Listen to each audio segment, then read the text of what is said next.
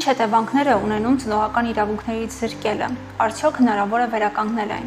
Ողջույն, ես Քրիստին Էլազյանն եմ Բրիտարես իրավաբանական գրասենյակից։ Ծնողական իրավունքներից զրկված ծնողը զրկվում է նաև այն բոլոր արտոնություններից, որը կարող է ունենալ երեխա ունեցող ծնողը, սակայն նրա պարտավորությունները ըստ էության պահպանվում են։ Այդ թվում երեխայի ապրուստի միջոցները հոգալու պարտավորությունը։ Միևնույն ժամանակ երեխան շարունակում է պահպանել իր իրավունքները ազգակցության կապի հիման վրա։ Այդ թվում պահպանվում է նրա գույքային իրավունքները, ժառանգություն ստանալու իրավունքը։ Կարևոր է իմանալ, որ երբ երկու ծնողն էլ զրկվում են ծնողական իրավունքներից, այս դեպքում երեխայի խնամքը անցնում է խնամակալության և հոգաբարձության մարմնին։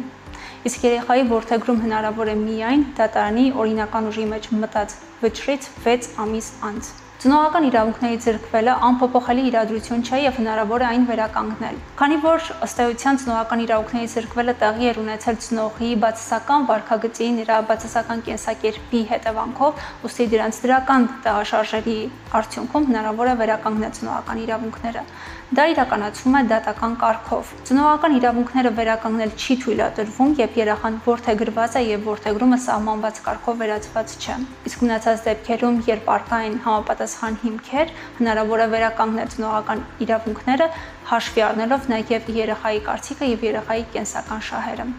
Եղեք իրազեկ և պաշտպանված։